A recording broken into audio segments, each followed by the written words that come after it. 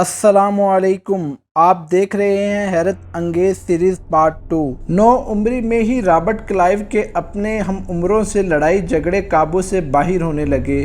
بہت چھوٹی عمر سے ہی اس کے دل سے لڑائی جھگڑے اور مار کٹائی کا خوف ختم ہو گیا۔ وہ اسکول میں بھی ہر وقت انتظامیہ کے لیے مصیبت کھڑی کیے رکھتا۔ جب وہ ذرا بڑا ہوا تو اس نے ٹین ایجر لڑکوں کا ایک گنڈا گینگ بنایا جو تعاون نہ کرنے والے تاجروں کی دکانوں کو توڑ پھوڑ دیتا۔ ویڈیو دیکھنے سے پہلے ہمارا چینل AK TV سبسکرائب کریں اور بیل آئیکن کے بٹن کو دبانا مت بھولیں تاکہ آنے والی لیٹسٹ اور انفارمیٹو ویڈیو آپ تک پہنچائی جا سکے۔ وہ اکثر سینٹ میری پیرس چرچ کے بلند و بالا ٹاور کی چھت کے ابھرے ہوئے پتھر پر چڑھ کر بیٹھ جاتا، جسے نیچے سے گزرنے والے دیکھ کر بہت خوفزدہ ہوتے۔ رابرٹ کلائیو 1744 میں ہندوستان کے شہر مدارس کے قریب فورٹ سینٹ جارج پہنچا اور 2 سال تک ایسٹ انڈیا کمپنی کی ایک دکان میں سیل مین کے طور پر کام کیا۔ کسی طرح اس کمپنی کی لائبریری میں آنا جانا شروع ہو گیا، جہاں اسے مطالعے کا شوق پیدا ہوا۔ اورنگزیب عالمگیر کی موت کے بعد مغل سلطنت زوال کا شکار ہو چکی تھی۔ یورپین کاروباری کمپنیوں نے اس صورتحال سے بہت فائدہ اٹھایا۔ ان میں سے سب سے آگے ایسٹ انڈیا کمپنی تھی۔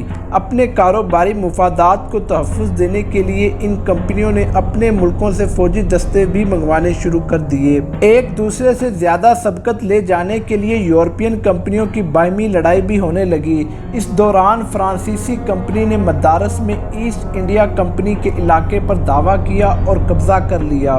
سب برطانوی قیدیوں نے فرانسیسیوں سے معافی مانگی اور آئندہ فرانسیسی فوج کے خلاف جنگ نہ کرنے کا حلف اٹھایا، لیکن کلائیو اور اس کے 3 ساتھی نے یہ حلف اٹھانے سے انکار کر دیا۔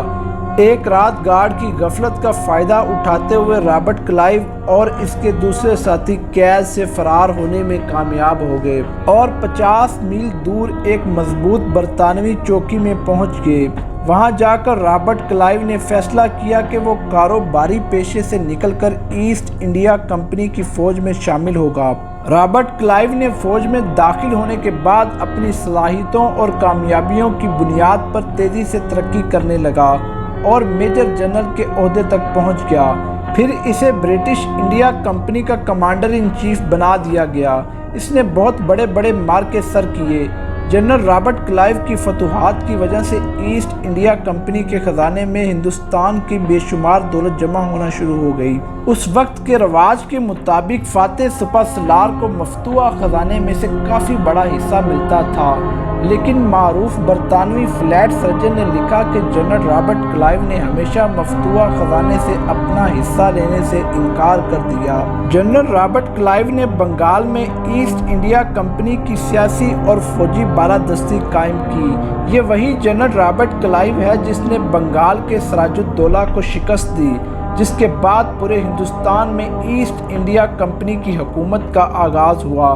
اسے ہسٹری میں خوش قسمت سپاہی اور کلائیو آف انڈیا کے نام سے بھی یاد کیا جاتا ہے۔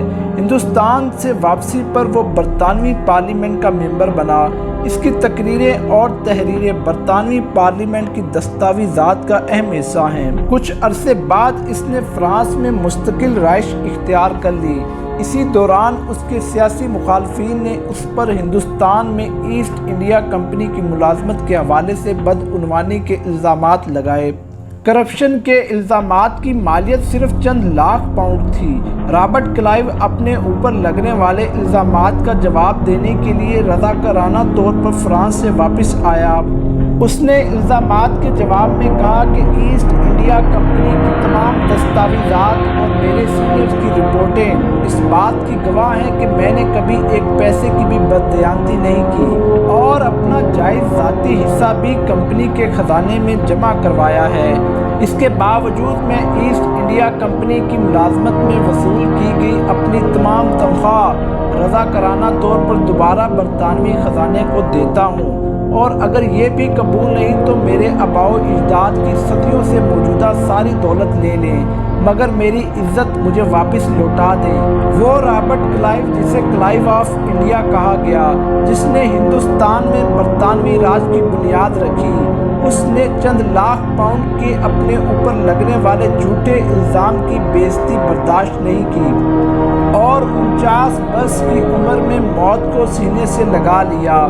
ہسٹری کے صفحات بتاتے ہیں کہ بدعنوانی کے الزامات کو ہی اپنی توہین سمجھ کر سب کچھ چھوڑ دینے والے ہی عزت دار کہلائے۔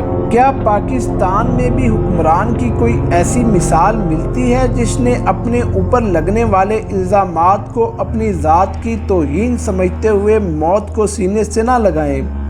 اپنے عہدے سے حاصل کردہ تنخواہ اور مراد کو واپس سرکاری خزانے میں جمع کرا کر اپنی ذات کی عزت کو بحال کرنے کی کوشش کی ہو؟ اگر نہیں تو وجہ کیا ہے؟